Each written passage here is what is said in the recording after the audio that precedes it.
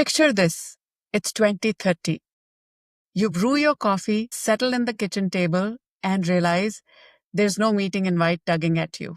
No clock-in button waiting to be punched. Overnight, the tasks that once defined your weekdays have slipped away into algorithmic hands. Your skills are still alive, your curiosity is still humming, yet the familiar map of work has vanished. So where does meaning land when a paycheck is no longer the compass? Welcome back to TIDES, and I'm your host, Shveta. Today, we are asking a question that cuts deeper than reskilling or headcount forecasts. When algorithms inherit our old tasks, what anchors human meaning and purpose? And to navigate that terrain, I'm joined by someone who's redesigned people strategies through multiple tech upheavals, Mercedes Sullivan, VP of People Transformation at McKinley Companies, former AI-enabled employee experience architect at TIAA, and a lifelong champion of social change. Mercedes, I'm thrilled you're here to help us move from the initial shock of disappearing roles through the shift in income and identity to the search for a purpose portfolio that goes beyond a single job. Welcome to TIDES. Thank you for having me, man. You are a good storyteller. Thank you for inviting such important conversation, because one of the things that you'll hear me say is this is not just a technology revolution or a mindset revolution. It's a who are we as humans and what is the meaning of life? Once we get over the shock, is it an opportunity to actually live the life that we want to live without the societal construct that has been imposed on us, basically? So I'm really excited to touch on all of these topics today. Yeah, absolutely. And so am I, because the situation is so new that there are no baked solutions or answer. And I love to kind of explore that future state, which is still not undefined. So maybe let's start by setting the context and the stage for our audience around what's happening in our world today. So if we look at, there are so many reports out there talking about the future of work and whatnot. And one of them is World Economic Forum's latest report, where they say that 92 million roles will be displaced, but about 170 new jobs and roles will be created. So when I hear that report, to me, it feels less like a doomsday scenario and more like mass migration. And you have guided workforces through several of these tech waves where jobs and roles are impacted. So from your perspective, what is different this time? And should there be so much fear in this situation? I don't know, you're asking the person with anxiety, so I always say yes. But to answer your question, it's really interesting because when you take a really high level look, this role is going to disappear, but don't worry, everybody, new ones will come up. But when that for you at the individual level means that you just lost your job and now you need to upskill on something that you're not sure you can do, that sounds techie. I don't do that. That sounds scary. But to put it into context, I think what's different is several things. I never say this time is different because the technology is always enabler to the human, hopefully still. But it's different in that this technology is so transformational that it really has the capability to change things or do things that we were never able to do before. The pace of change is also nutty. Like every day you go in there on LinkedIn and I feel like I took a day off, I come back and there's 3 new tools that now do some crazy thing that was impossible before. So there's that aspect. The second piece is normally the narrative for work is led by people in boardrooms or in offices and fancy places. And all of this disruption have been happening for manufacturing and other people across the world forever. It's just that it's hitting the people with a microphone now. It's these consultants and the analysts and the white collar workers. So they're like, oh, this is terrible. It's going to impact me. And then thirdly, we cannot put this into context without being mindful of the geopolitical issues. For example, I'm in America and in here, the politics are shifting rapidly and we're dismantling social services. So what happens if you lose your job and now I don't have a social service and now we're also building autonomous cars? What am I going to do? So it's a lot of things happening all at once that we need to put into context than just here's some technology that's going to change.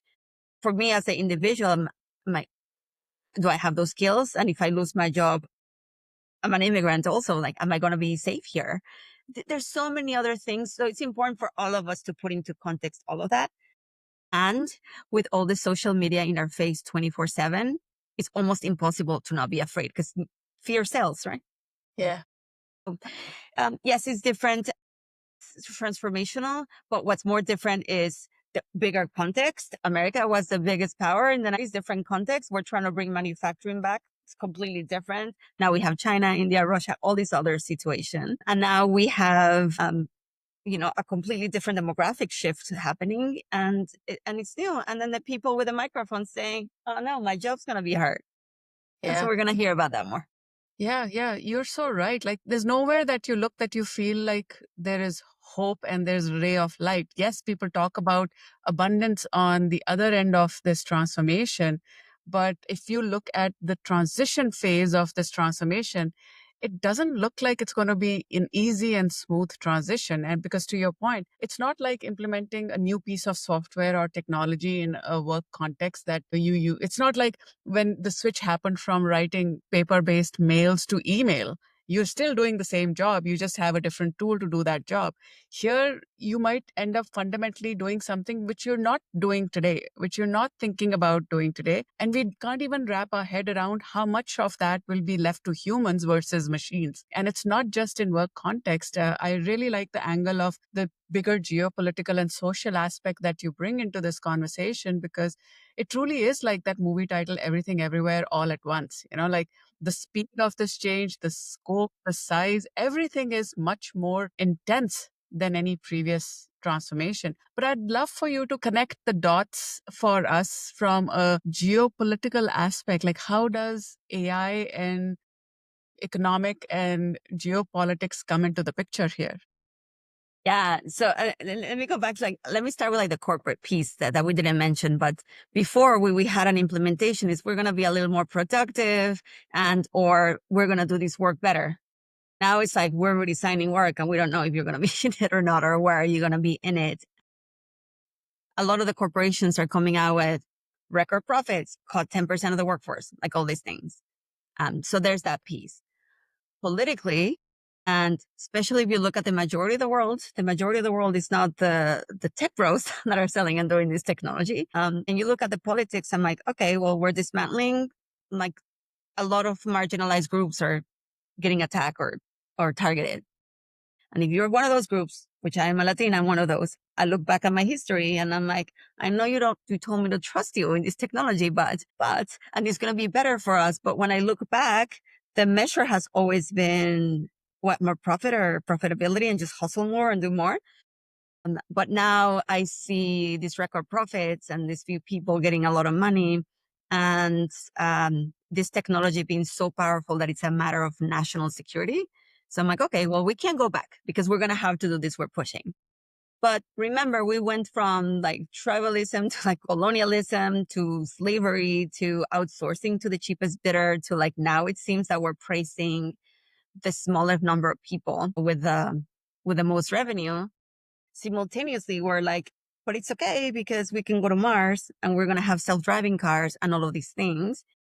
So the disconnect between the few people that are leading the charge and they're like, this is going to be amazing and you're going to have so much potential for medical advancements, which may be true. If you're everybody else in the world, you know the story and how it's been.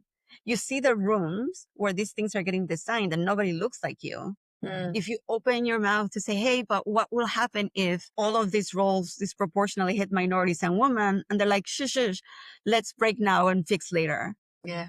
But you look at the later, I'm like, well, there's no universal income. The Medicares are getting caught and so on and so forth. So if it seems to me that we're shifting from this technology that we don't know, few people are leading the charge, the richer are getting richer. Simultaneously, we're like, but the government is not your parent. So pull yourself by the bootstraps. And then we're going to turn it back as a problem as the individual. So have a side hustle, upskill, do that, even though the universities might not even be here anymore. So it's just messy because it's a lot of chaos and change, but it doesn't feel like anybody has the back of the majority of the people. And a lot of people don't even know what the dot is like. So it's just easier to be like, scary, I'm losing my job. Scapegoat, let's scapegoat and blame the immigrant or the worker, what have you. It's just all of it at once. that is happening that is like the perfect storm for fear to me. Because now we know better. We know better what happened before. And without a social safety net for when we have these big changes, like with COVID, we had a lot of money to get people through. But now it seems like we're taking all of that out. So what's happening? Yeah. And I wonder, like, why are policymakers not paying attention to this shift? I understand that the speed of technology evolving is extremely fast. I mean, somebody I was listening to the other day said that the intelligence of AI is doubling every 6 months or so. It's insane. People generally comment about, oh, AI still hallucinates. And I'm like, oh, it's good that it hallucinates because it gives us time to still be Exactly. relevant and, have human in the loop. So it's becoming really, really savvy really soon at really fast speed. But you and I know that. Maybe people are seeing this as well. Where are policymakers in this mix? Why aren't they thinking about the impacts of this technology change on humans? And I'd love to hear your take on why are the social nets disappearing? Aren't governments thinking about the chaos that's going to be on? We'll see it on our streets if things are not taken care of and planned for. Yes. Yes. So a couple of things. I think, again, as I said, this technology is so powerful that it's a matter of national security. Like who owns this and who, like you'll see these wars, right? Like, and the war of talent now. Oh, we're kicking out immigrants. Let's put it back way. After the 1940s, like after the World War II, America, and people forget, we became this hegemonic power on the back of the World War II. And of course, we had this manufacturing growing because everybody else was destroyed. So we had to fix that and build that. And then we had this hegemonic power for a while. And then we had the Cold War, all of these things. But now the different countries are coming to picture and what is the world going to look like? And whoever controls this technology is partly who's going to be controlling the future because we went from realism, which who controls the most nuclear weapons, to like liberalism, interconnected economy, to whatever it is that we have now. I don't even know anymore, but it always fluctuates like that through history. And it's because the history and then humans. So one, I think it's because really on the back, people with power and greed that control everything understand that if we don't control this, we're in trouble as a country or as a superpower, and we're fighting all those battles. But the second piece, a lot of it is that we just don't, it's going so fast and our political institutions are so slow Yeah. that we're like, what is happening? And at least in America, and this is my political point of view, I am not shocked at all that we have Trump as a president because a lot of the other parties and other people pander a lot to people. But if you went through globalization and your life has been disrupted and you don't understand why, and the middle class was disappearing, you're going to blame somebody on something and you want an easy answer. And in comes somebody that's like telling it like it is, and I'm going to be for you, even though he's doing the complete opposite. It's appealing. And I understand because you feel like everybody's attacking you. And then you now all of a sudden need to, when you had privilege, you feel everybody else trying to get the same is attacking you. And so we have that. And then we have a values issue, right? All of these people always talk about in profit and number one and power and what have you. And a lot of the rest of us were like, we just want to vibe here and like live a good life and do something else.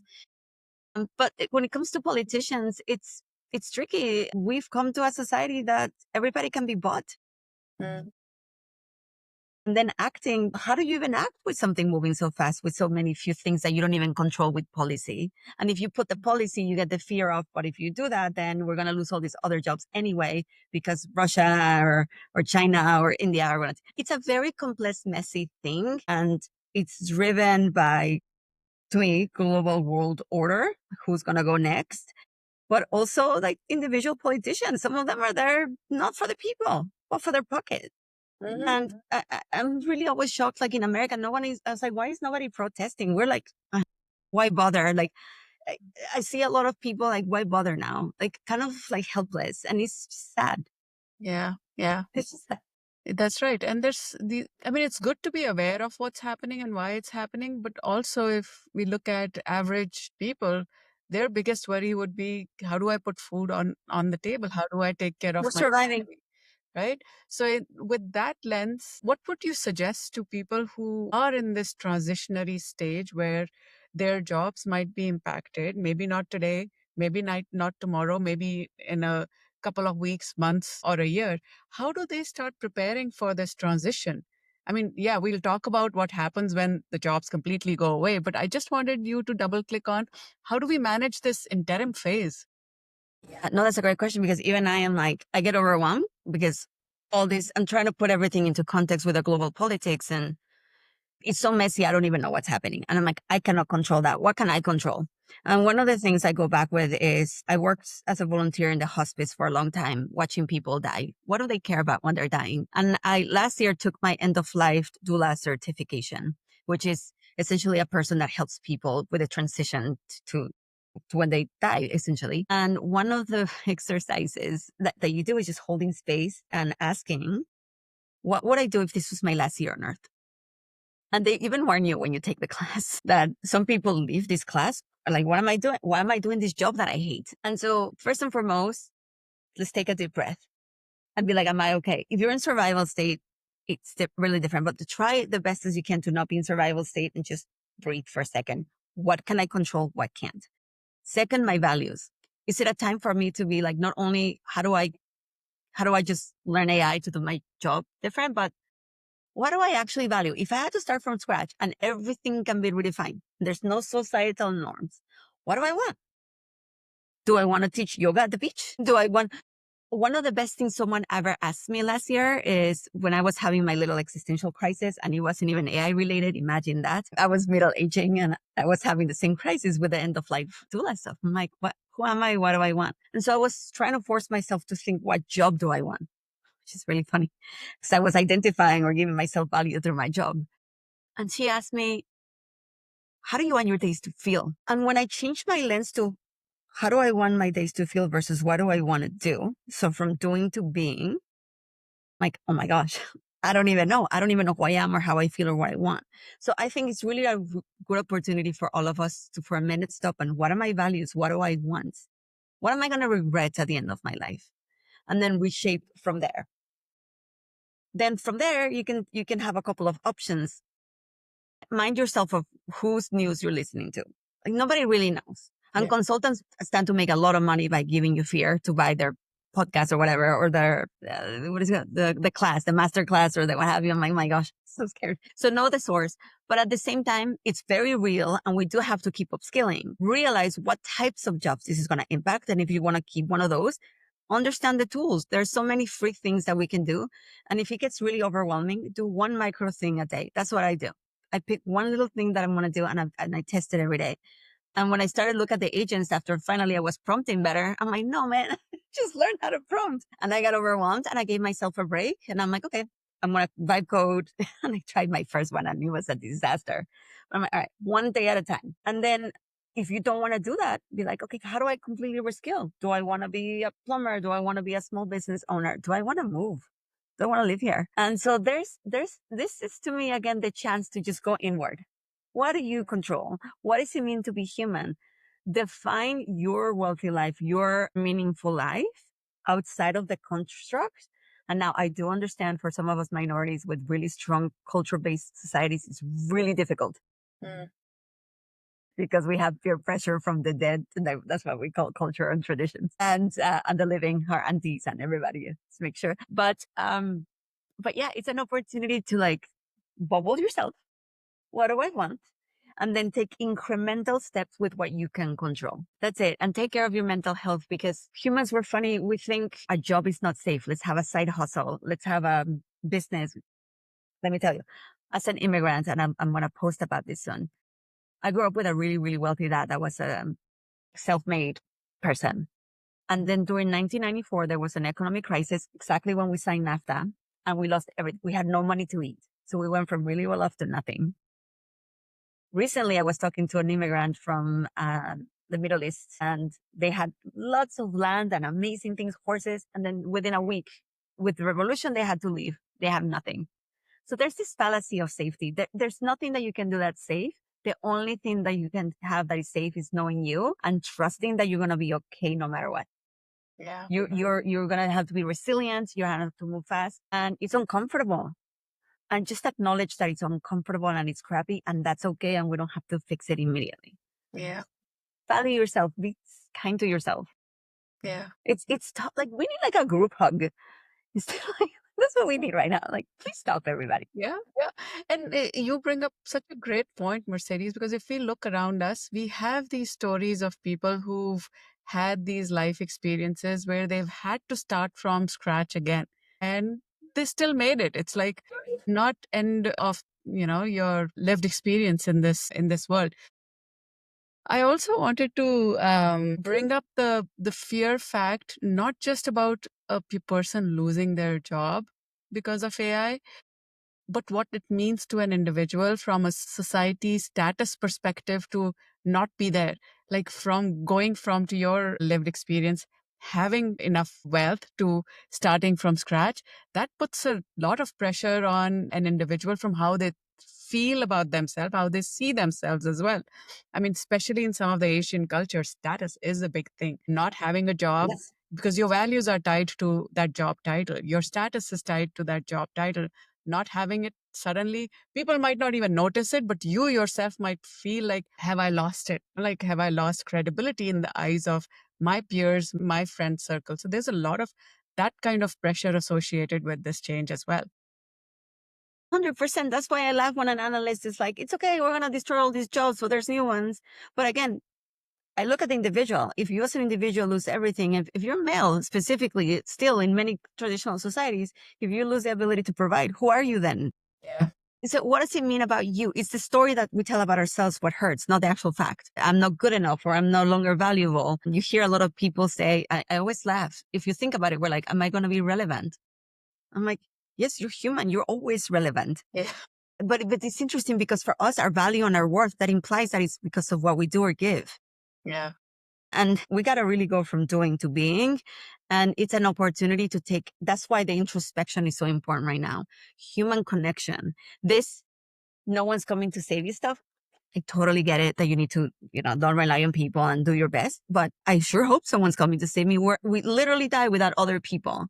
We're communal. If I'm sick, I want a doctor. So we need to settle down here with this extreme individualism and like pull yourself by the bootstraps. And I'm nothing if I don't have more money than you. I mean, you do you, but from all the people that I've seen make it that way, a lot of them were miserable because it didn't also come with their sense of worth. And if you're always pulling from the outside to fill a gap inside, it will never be enough. So what a beautiful opportunity to understand inside out who you are and value and love you for that. Reinvent what it means to be you and what's valuable about you. We're so lonely. We're disconnected. Let's go back to that.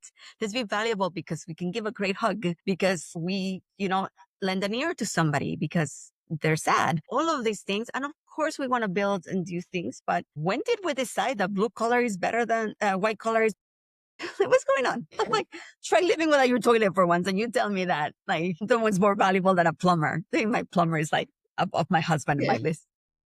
And one good thing to our advantage is, as we are all going through this shift, is that we can use technology to figure it out ourselves as well. Like, I mean, yes, there are governments should take action. Yes, policymakers should be looking at if jobs start drying up, how do we take care of people?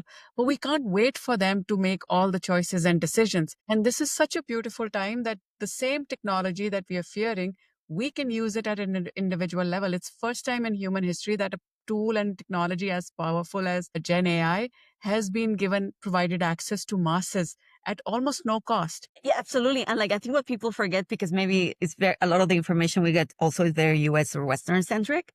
The majority of our countries, like the world works in informal economy. So my hope is that cool, some of the jobs will be reinvented and now you can be a governor or whatever the heck, like all these new jobs. But what I'm most excited about is that I hope that this brings an entire new economy that's analog or other stuff. I recently went to Mexico and I loved walking through the beach for like 20 minutes and just observing the couple teaching like martial arts.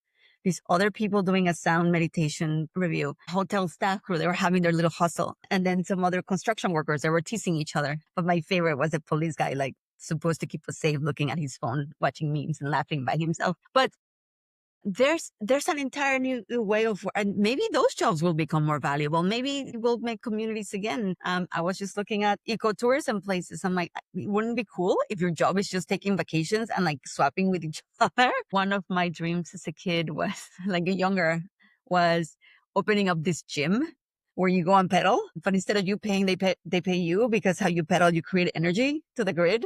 I had these crazy dreams of communal living. But I understand that most of the people are not aligned with those values, and they look at me like I'm a hippie that got lost and ended up in the corporate world, which is true. But where can you add value for you? Then use the tools. An example, I was just with a driver who told me that he on the side has a garden and he uses ChatGPT to keep up to date with the plants and all that stuff and how to better market his like little plant place. And so you're right. But at the same time, we do, and I want to go back to the point that's really important. The majority of people are living in survival mode. Yes. And like asking someone to just go learn when they're on fire. It's, That's not and fair. like the planet is burning. I mean, we just saw the village or whatever, like the glacier came down. So we need to be thoughtful and empathetic. So when we say people just change your mindset and use the thing, some people are on fire. We just need to, that part of the human is what I wish we brought back. Yeah. Yeah, absolutely. So let's talk about some of the experiments that are happening, especially like UBI. There have been pockets of experimentation around if the basic needs of us humans are met and we are not in that fire mode and we are not triggered, we are not in survival mode. Do you think will we have eventually cushions like that to support us? Is UBI the right solution, or is it UBI plus more? And once we have that taken care of, how do we reinvent ourselves? Like when we're not just living our lives to chase money and to chase getting the basic needs met. Capitalism in itself was built to self-destruct. So I do think that we're in end state capitalism at some point when I mean, I giggle because we're like, we're so happy about like this one person gazillion-dollar company. And I'm like, who's going to buy their stuff?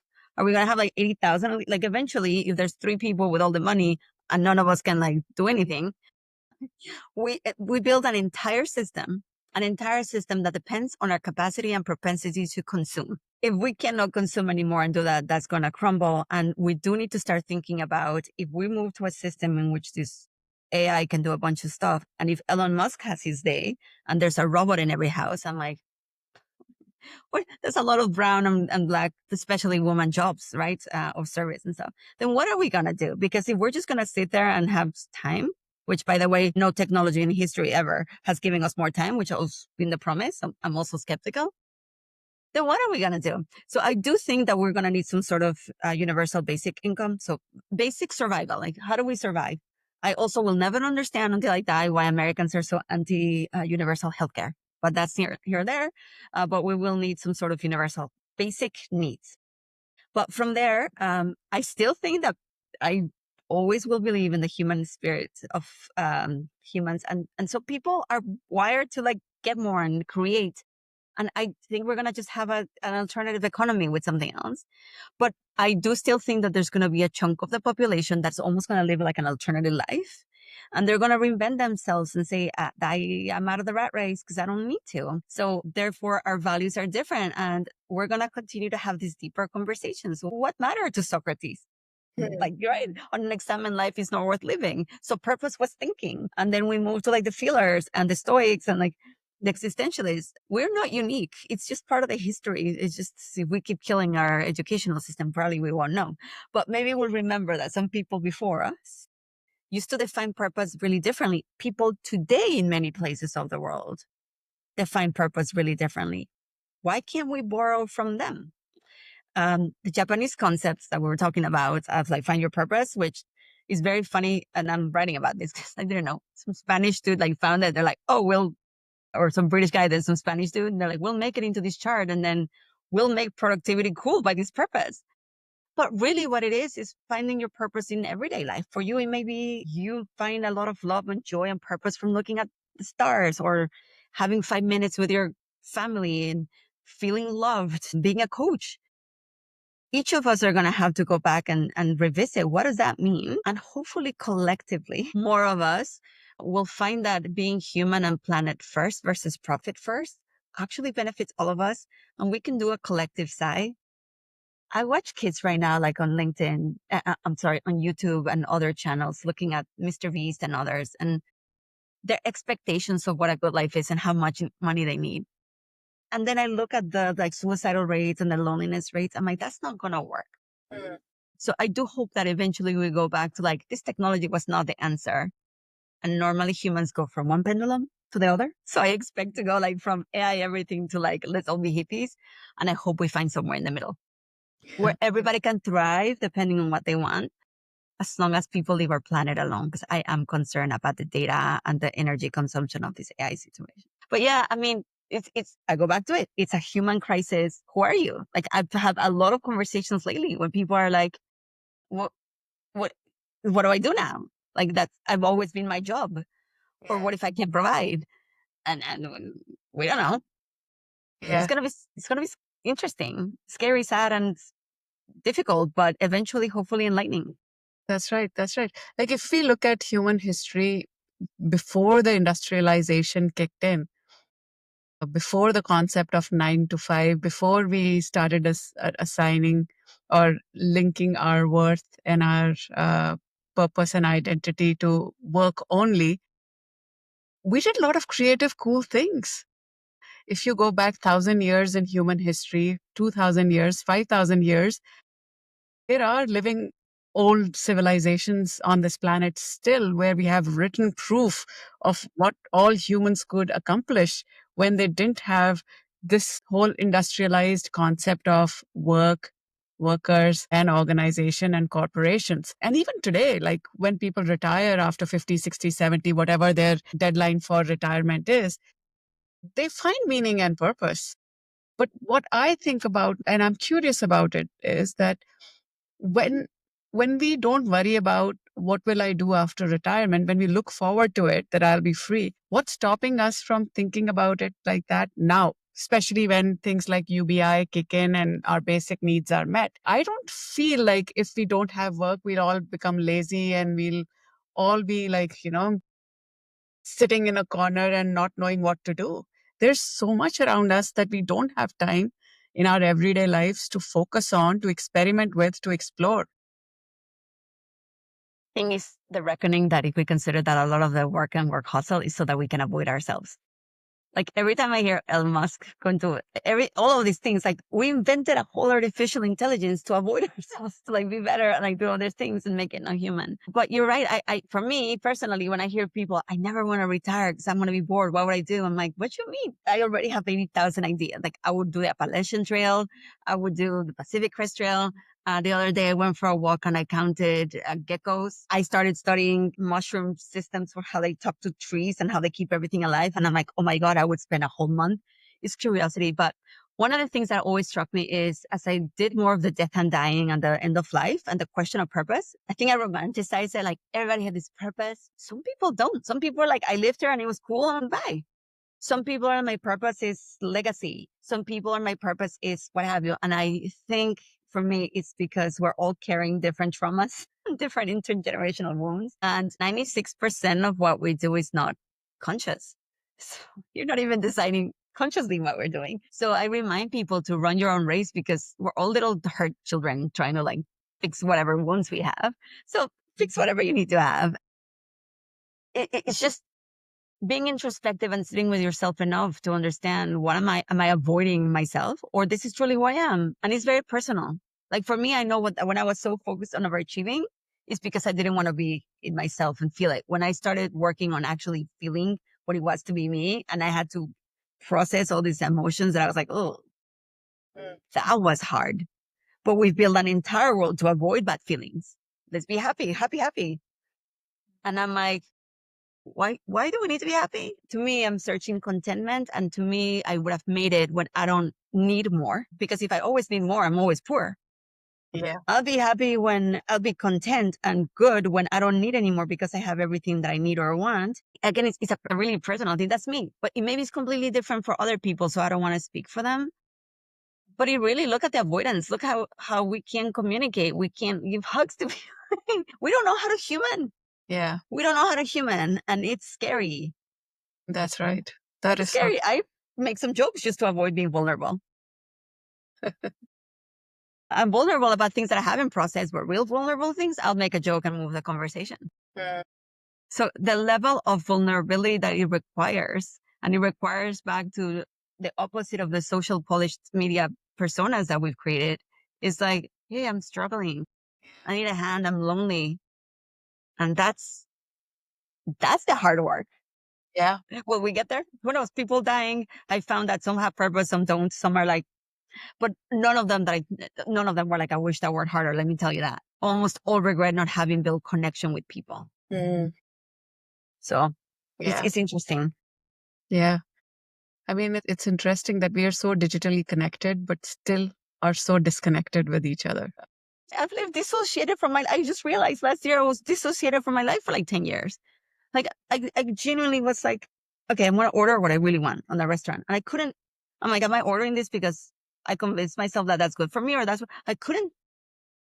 I had a whole crisis situation last year going, but it's true. And you feel lonely with people, and that's the worst kind of lonely. But the worst is when you abandon yourself and you no longer know who you are. And then you think these things are going to fill you and they never. Yeah. That's the work. But we're like, no, let's build AI to be more productive. I'm like, so what? So that, like, I'm always like, so that what? Let's go back to like the measurement of why, if we're doing this for the purpose of humanity, okay, what does that mean? What are the metrics? Because right now it seems to be headcount and productivity and like cool gadgets instead of more connection, less mortality rates, less poverty, less inequality. All those things are getting not better. Mm. So what is this for? Yeah. But it's going to help you cure cancer. Maybe we just eat better from the beginning, or we're mindful and work less. We wouldn't have that much cancer.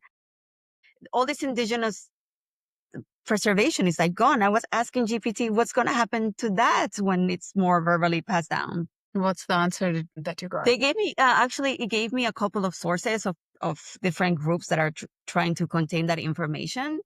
But it's interesting, right? How the narrative is this AI thing, which is man-made, by the way. You can't stop. You got to adapt. I mean, well, how about the planet? Nope. Like, we can't adapt. We need more money. But I'm like, well, why don't you change your mindset to a more mindful, spiritual, inward-looking world? And to me, the answer is that we should respect all of it. There should be room for all of it. But when one is destroying everything else, it's a problem. Yeah. It's a very personalized view, but I just hope people are not shamed and they feel free to truly find who they are, because that's the bravest thing that you can do now. Be you. Absolutely. And you talk about purpose portfolios. Can you, for our audience, help us understand what are you trying to convey when you talk about let's build purpose portfolios? And I'd love for you to connect the dots like a blueprint for somebody who's inspired by what you had to share and wants to now embark on that journey of self-reflection to understand that yes, this future is coming where I might be going through a situation, maybe not in our lifetimes, at least for our children, that future probability of that future where jobs the way we know it might not exist. So how in that context can somebody start thinking about purpose portfolios and building them? Yeah. And it's interesting because you usually think of also career pathing, right? I'm going to go to school and then I'm going to go to or technical school and then I'm going to do this, or I'm going to start a job and I'm going to be there. But that's gone. And then, okay, so we'll have different work and then we'll have gigs or we'll do other stuff, but kind of like in our functional area. But here I also invite people to think about what they want and what kind of life they want to craft. And yes, I am speaking from a position of privilege because I wasn't starving. And while I graduated with no money, like I think I have negative $600 when I graduated. And I couldn't open a bank account because I was an immigrant. So there was no social, anyway, I still had education. I still had things. I still have family and I had health. So putting that aside, because there are cases in which you're surviving, think of your career of what you want. Like, for example, for me, I started with a job out of college. I went to school to be a nun. I was too radical for that. So I ended up switching and doing international studies. For me, social justice was always important because my grandparents were refugees that literally fought Franco during the 30s and fascism. So I'm like, okay, I want something purposeful. But first, I need to understand this system. So I took a job doing consulting for financial services companies. How does money work? money moves stuff. So I'm very practical, like it's realistic. And then after a while, I'm like, I'm selling my soul to the devil. I want to go do social stuff. So I quit that job and I went to do social movement consulting.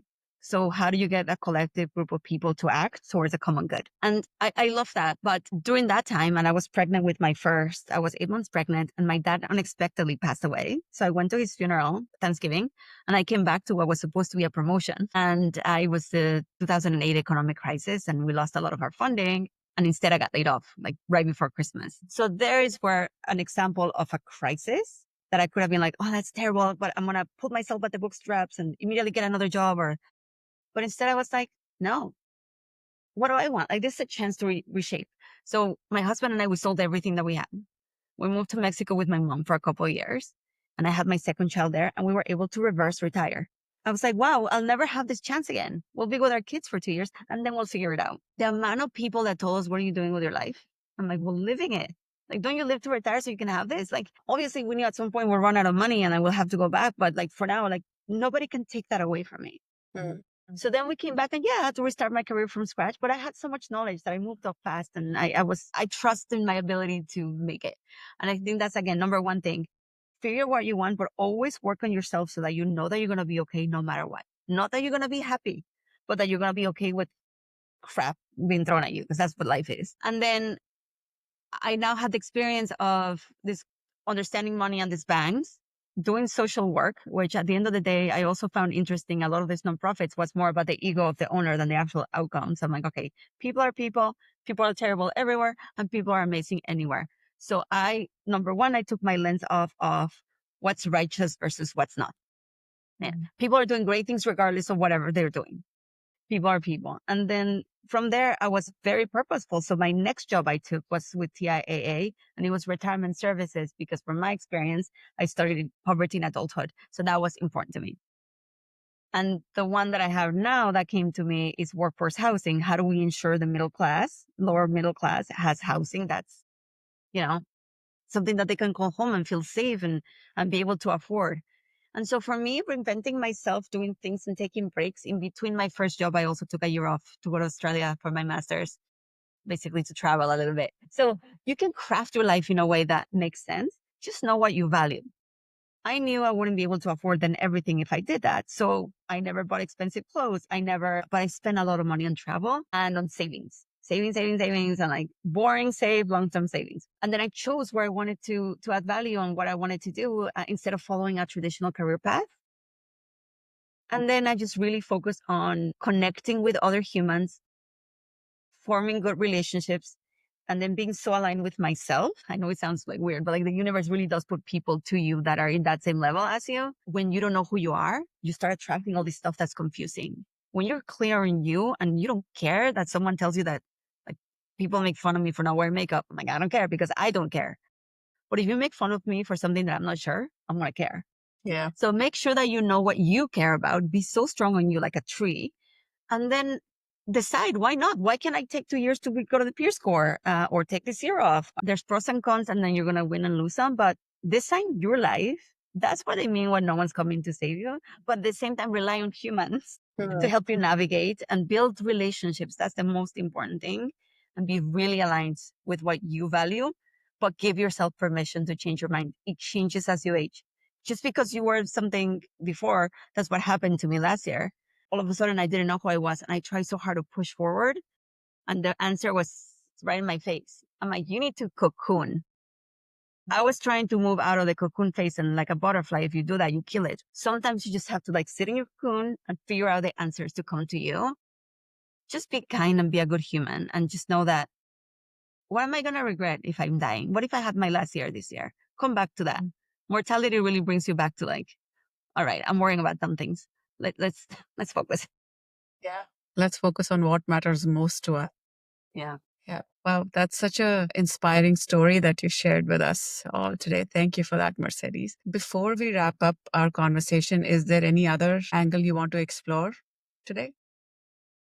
I think I just want to leave people with like, it is scary, right? What change is scary, we don't know, but it's been scary forever. And I think we just need to zoom out at some point. Like, I want us to go back to the miracle of existing. It's quite literally almost impossible that we exist. Like, think about the things that had to happen for us to exist. And this second right now of you and I to be connected.